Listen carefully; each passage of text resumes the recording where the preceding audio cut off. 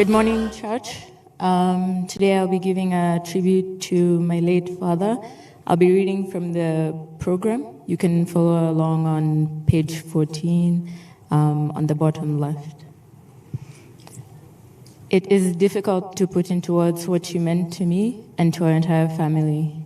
From the time we were children, you dedicated your life to ensuring that we had the best of everything. You provided the platform for us to reach for our dreams and constantly pushed us to exceed our own expectations. I remember bringing my report cards home to you. Whether I had high marks, even straight A's, your response was always the same. There's room for improvement, or put in more effort. You always sought full marks, not out of pressure, but because you strived for excellence in all things and expected the same from us. You didn't just teach through words, you led by example. Your life was a masterclass in discipline, determination, courage, and self-belief. You left us with a roadmap on how to live a life of purpose, showing us what it means to be a figure of strength, generosity, and reliability. Our lives were filled with your nuggets of wisdom, sometimes delivered as stern guidance, but always rooted in love. Though I will no longer hear your voice, your advice and the lessons you instilled in me will remain my North Star. I will miss you terribly, and I wish we had many more years together. I promise to continue striving for the ideals you held so dear. You'll always be in my heart. May your soul rest in eternal peace until we meet again. I love you, Dad. Thank you, Sandra. The second tribute will be coming from Tanya Jirongo.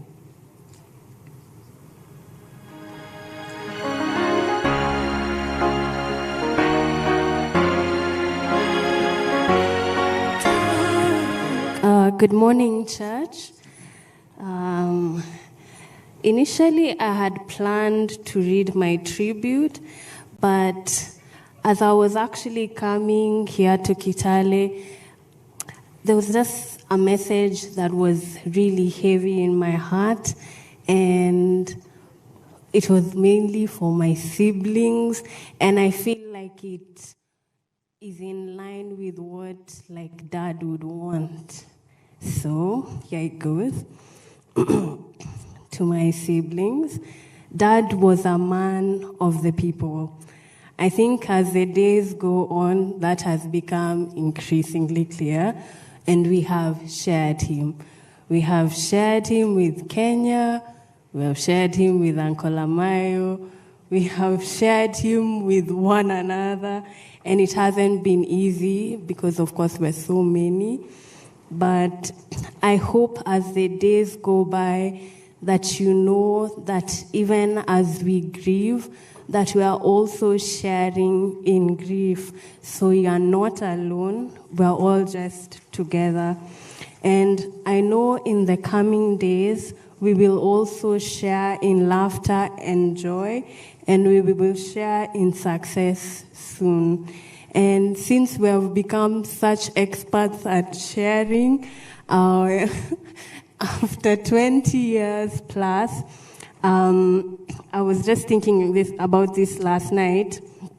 I said, I promise you to my siblings today, before everybody that is here, that there is only one mom. We're no longer gonna use Mama so-and-so. For me and for all of us, we will just be mom. We will just be using mom. And I urge my siblings to follow me in this. The compass is broken. There is no longer north, east, south, west. There's no veil. There's no invisible barrier. Let's unite and let's continue in Dad's legacy and continue building his empire. And for me, I want you to know that we are the Jirongos, and as Kenya watches, let us unite and let this be a foreshadow of what awaits our nation. So I love you all, my siblings. Dad loved you all. And to my moms, we love you. Thank you for that wonderful message, Tanya. I will now read the eulogy for Honorable Cyrus Jirongo, 1961 to 2025, a life lived to the full. Today, we gather not merely to mourn the passing of a man, but to celebrate a life that was lived boldly, fully, and without apology. We gather to honor Honorable Cyrus Jirongo, scion of the Tiriki, son of Kenya, a father, a brother, a builder, and kingmaker, and a force of nature. Cyrus Jirongo was born on 21st of March in 1961 in Virembe village, Shamahoho of Tiriki in Hamisi, to the late Paul Jirongo Shahalaga and Selina Ikonanga Jirongo. He was the 11th child in a family of 13, raised in a home grounded in Christian faith, discipline, and an enduring belief in hard work. Growing up on the edge of the forest block in Lumakanda, he learned early the values that would define him for life: responsibility, generosity, courage, and a natural instinct to lead. As a boy, watching heavy transit trucks rumble downhill towards the Kipkaren River Bridge, Cyrus imagined himself at the wheel of these mysterious machines, in control of power and movement. It was an early sign of a mind drawn to scale and possibility. From a young age, it was clear he was not meant for small things. His ambition was never quiet or concealed. It was bold, visible, and determined. His early education at Lumakanda DEB Primary School, followed by Mangu High School, instilled discipline and confidence. But it was equally evident that his education would not be confined to classrooms alone. Immediately after high school, Cyrus made a defining choice. He entered the world of business entrepreneurship. It summoned him not as an option, but as a command, and he answered without hesitation. He understood markets intuitively. Where others feared risk, he saw opportunity. He built, expanded, failed, rose again, and built bigger. In the early 1990s, he transformed Kenya's real estate landscape by pioneering affordable, spacious housing for the middle class at a time when such thinking was revolutionary. Hazina Estate, Saika Estate, Kemri Estate, and Ongota Rongai stand today as physical monuments to his vision. Beyond real estate, his footprint extended across energy, cement production, logistics, finance, and later into African mining and carbon markets. Cyrus Jirongo did not merely participate in the economy, he helped to shape it. He believed that enterprise was not only about profit, but about dignity, jobs, and opening doors where none had existed. Though he learned relentlessly from experience, he also held a deep respect for formal education. He believed that knowledge was the one possession no one could ever take away. Later in life, he returned to the classroom, earning a higher national diploma in management from Cambridge University and an executive MBA from Jomo Kenyatta University of Agriculture and Technology. It was, however, in public life that Cyrus Jirongo became a national figure. In 1992, he was thrust onto the political stage as chairman of Youth for Kanu 92, where he established himself as a master mobilizer, organizer, and strategist. His influence during this period was so pronounced that it put his erstwhile business success in jeopardy and forced him into active politics. He served Kenya with distinction as chairman of AFC Leopards, as member of parliament for Lugari constituency for 2 non-consecutive terms, as secretary for international relations of Kanu, and as minister for rural development in parliament and cabinet. He believed leadership was practical work, connecting households to opportunity through roads, schools, clinics, water, power, and markets. A little told story is about how at the height of the post-2007 election violence, he rode on a black Mamba bicycle, persuading his constituents to take in internally displaced persons.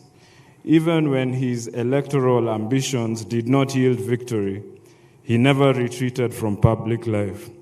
Cyrus Jirongo believed that leadership was not about winning once, but about standing up every time.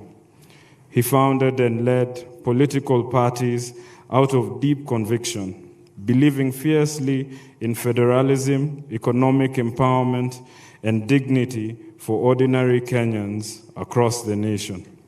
For his service, he was awarded the Order of the Golden Heart of Kenya, EGH, one of the nation's highest honors. Yet those who knew him best will tell you that titles mattered less to him than impact. His proudest legacy was not office, but people, students whose education he paid for, families he supported, entrepreneurs he backed, businesses he rescued, and communities he uplifted. His role in championing the growth of Masinde Muliro University of Science and Technology remains a lasting gift to Western Kenya and the nation. Beyond public life, Cyrus Jirongo was above all a family man, a patriarch in the truest sense. He was husband to Anne Kanini, Christine Nyokabi, and Anne Lanoi, and a devoted father to many children, each carrying a piece of his spirit. To them, he was not a politician or tycoon. He was simply dad. Proud, loud, loving, demanding, generous, and present. He celebrated our victories loudly, corrected them firmly, and believed in them relentlessly. His multicultural children speak of a man who taught not through lectures, but by example. A man who believed in courage, discipline, forgiveness, and laughter. His presence filled rooms, his humor disarmed tension, his voice carried authority. He gave freely, sometimes too freely, but always from a place of love. To his siblings, Cyrus was more than a brother. He was a pillar, a shield, a provider, and a pathfinder. He carried his family with him as he rose, never forgetting where he came from, never abandoning those behind him. In life, as in death, he remained the center that held many together. Cyrus Jirongo lived as he was, authentic, unapologetic. He spoke his truth, he took risks, he failed publicly, and rose again every time. He believed fiercely in possibility. He loved deeply and gave generously. Today, Kenya has lost a political giant. Western Kenya has lost a son. His family has lost a husband, a father, a brother, and a protector. But loss is not the final word on the Cyrus Jirongo story. He leaves behind something stronger than absence. Legacy. Legacy in the lives transformed. Legacy in the courage passed on. Legacy in children who carry his name and his fire. His voice may be silent, but his impact still speaks. His life was full, his race is run, and his legacy endures. Thank you.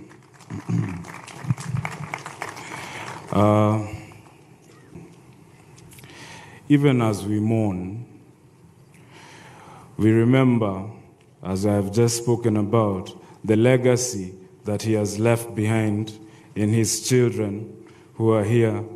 We share more than just the resemblance of the eyes or the gap in our teeth. There were values that he left behind. And because of that, waheshimiwa present, close friends of the family, and the general public, I would like us to come together at this time, because the only way we can truly honor him is to make sure that the name Jirongo endures even through these tough times. Thank you.